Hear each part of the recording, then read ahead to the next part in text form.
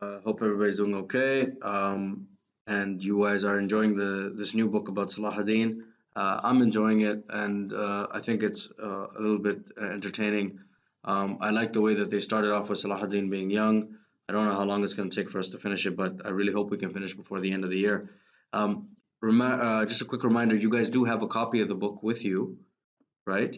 And you guys should be using it to follow along, either read along or if you're not reading along, reading alone on your own, and then later listening to the videos. Okay, so here we go. We're going to continue on with Wahdain. Okay, chapter 2. Now, where we left off, Yusuf, uh, who was not doing very good in school and was getting complaints from the teacher, is being sent to go live in Aleppo with his uncle. And his uncle was the one who, if you remember, Shirku was the one who many years earlier had killed a man in Tikrit. So they had to move, and now they're moving. And now he's sending him again to go live in Aleppo. Okay, there we go. So he's moving from Baalbek, Lebanon, to now Aleppo, Syria, which is Halab, Syria. Okay, uh, chapter 2, a chance to prove himself. Yusuf felt sad saying goodbye to his mother and sisters before he left Damascus with his father. At first, he was excited to be starting a new life, but after 4 days of hard travel on hot, dry roads, he was worried. He asked himself over and over again, "Will I be a good soldier?" "Yusuf, look! That's where you'll live," his father said, while they rode through some small villages just outside of Aleppo. On a high hill in the middle of the town, the boy saw the tall walls of the castle climb up toward the sky. They made Yusuf feel very small and unimportant. The building looked like it was growing even taller while he rode through the town towards it. Yusuf wanted to go back home, but he knew that he couldn't say anything to his father. Ayub rode up into the castle, and Yusuf followed silently. They found the general talking to his men in a large room full of swords. Shirkuh was an ugly man, with only one eye. No one could say that he looked like a general, but he was brave, and he knew everything about the best ways to fight and win. So his uncle Shirkuh has now lost an eye, and he looks very different, okay? After the soldiers left, the general turned to the boy. "Well, Yusuf, are you sure that you want to be a soldier?" "I'll do my best, uncle. If you want to be one of my soldiers, you'll do what I tell you. Do you understand?" "Yes, uncle." Shirkuh now turned to his brother.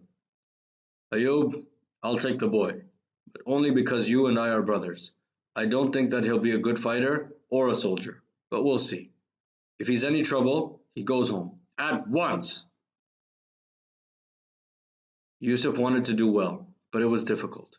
He tried hard too, and I'll continue with that, but let's just go over these words. You guys know what a castle is, you guys know what the word ugly means, and you guys know what the word brave means, right?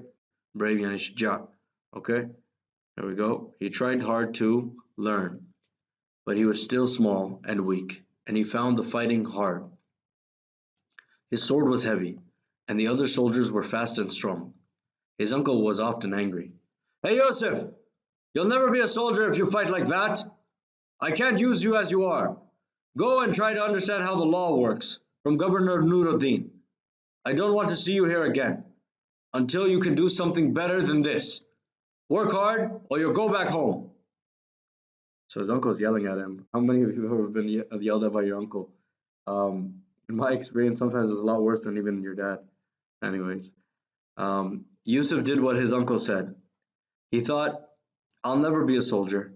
What will my father say if I have to go home? Learning the law is so boring, but Uncle Shirku thinks I can't do anything else. Oh, I want to be strong like the other boys." Okay. Now he stood for long hours in the governor's rooms in the castle watching people asking Nur al-Din for help. At first, everything was hard to understand, but soon Yusuf saw that Nur al-Din was a great man. The governor always listened to everybody, poor people and women and children too. Not not just rich and strong men. The governor studied the law and talked about difficult problems with wise men. He thought about their words and took time to find the right answer. Now, boys, you remember from the last book that we said Nuruddin is a huge influence on Salahuddin. So let's just see what he does, how Yusuf is influenced by him. After 3 months, the governor saw that Yusuf learned quickly. People liked the boy because he was friendly to everyone. His thin face usually looked sad when he was alone, but when he spoke to people, he had a kind and happy smile. He also always tried to help anyone with troubles. Nuruddin began to talk to the boy about the problems of the castle, the town, and the army. The governor also talked to Yusuf about his great hope.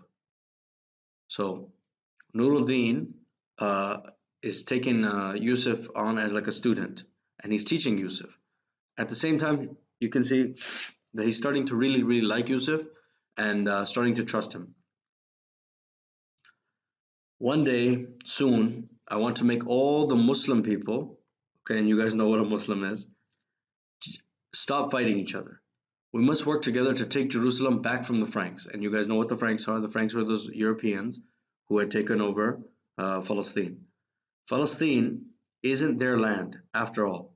Nothing is more important than this, and we must all fight to make it happen. So as you can see, that Nuruddin has put this idea in Yusuf's head that we need to free Palestine. Okay, so Palestine is very important, and getting it away from the Franks is very important to Nuruddin, which I think it's also going to become very, very important to Yusuf. Now Yusuf wanted to fight the Franks too. It was wrong that they held the holy places. He also understood that Franks sometimes made friends with some Muslims, and together they fought against other Muslims and took their houses, land, and animals. Nothing was safe. It was also very hard for Muslims to go on pilgrimage to the holy city of Mecca, so the Hajj. The road was too dangerous because of all the Frankish castles near it. I must get into Nuruddin's army, but how can I do it when Uncle Shirkuh thinks that I am too weak? I'll have to learn clever ways to win against stronger men. I know that the Franks are good fighters. Their horses are bigger. Their soldiers wear a lot of armor, and they have many castles. But I know that we'll win if we work together and make good plans. From that day, he borrowed a horse and learned to use his sword day and night when he wasn't working for Nuruddin. He wanted to show his uncle that he wasn't just a good student of law, but also a real soldier. One day, Nuruddin asked Yusuf to play polo with him. The boy ran to find a horse. He was so excited, and he forgot about everything, his uncle, the law, and even fighting the Franks. They played inside the castle walls. Everyone watched Yusuf and his horse following the ball closely, without a mistake. Polo was like a battle, fast and dangerous. Many horses fell, men were hurt, and one died when a horse ran over him. But Yusuf rode wonderfully. He stayed out of trouble, and by hitting clever shots, he helped Nuruddin and his players to win. How can you play polo so well? The governor asked the boy. I learned it in Damascus, sir. I have a wonderful horse there. My father says that he'll send him to me when General Shirkuh says that I can fight with the army. Tell your father to send the horse now. You're small and not very strong, but you're a clever fighter. You think before you do things, and you want to win. There's nothing more important in a soldier. The general will be happy to have another good man in his army. Go to him now and tell him what I said. So now Nuruddin is going to tell Shirkuh to bring Yusuf into the army. The general looked up when he heard the news. He wasn't smiling. Very well. You can come back, but don't think you'll be fighting. Polo and war are different. You'll work in my office and learn how to move fighting men and horses quickly and to find food. So his uncle Shirkuh is not happy about this news. Weapons and a safe place for them to sleep. Remember that brave soldiers and fast horses are only half the story. We only win wars when strong men are ready to fight, in the right place at the right time. Yusuf was in the army now, but life wasn't easier. Every day he made sure that the soldiers and their horses had good food to eat. He counted weapons and made sure that they were strong and clean. He paid soldiers and kept the army's money safe. He found answers to all kinds of problems from morning until night, but sometimes he felt sad because he never knew if his uncle was happy with his hard work. There was no fighting for Yusuf, but sometimes Nur al-Din asked him to play polo, and on Anid's back, he forgot his troubles. So you see Yusuf's here in the armory, and he's working there, and those are all the swords and all the shields, and he's counting them, and he just keeps a track of them. Okay, he's kind of like an accountant, hasib, right? He's just taking care of the weapons. Aleppo in 1163. Yusuf was 25 and still working for his uncle. When news came of trouble in Egypt, Vizier Shawar wanted Nur al-Din's help to keep the country out of the hands of his enemies. He promised to give a lot of money to the Syrians to make them come, but it was only when Amalric, the Frankish king of Jerusalem, decided to move into Egypt that Nur al-Din began to think about sending his army. The Franks mustn't get to Cairo and use the money that they find there to make their armies in the Holy Land stronger, he said. Yusuf worked hard for months to get soldiers ready for the long journey to Egypt. There was a lot to do, and General Shirkuh was also always busy. He spoke to Yusuf only to give him more work and more difficult problems to put right. The young man worried that he couldn't go on the campaign, but he worked as hard as possible to make ready all the army needed. The days went by, and still Yusuf heard nothing about going. He knew that the army was leaving in less than a week. My uncle will leave me behind, and I'll spend the rest of my life counting swords and paying soldiers, he thought sadly. Okay, so boys, that's the end of chapter 2. There are some activities, and I will send them out to you guys tomorrow for chapter 2. I'll send out the activities tomorrow and a new chapter as well. Okay, chapter 3. For today, just focus on your math homework. All right, guys?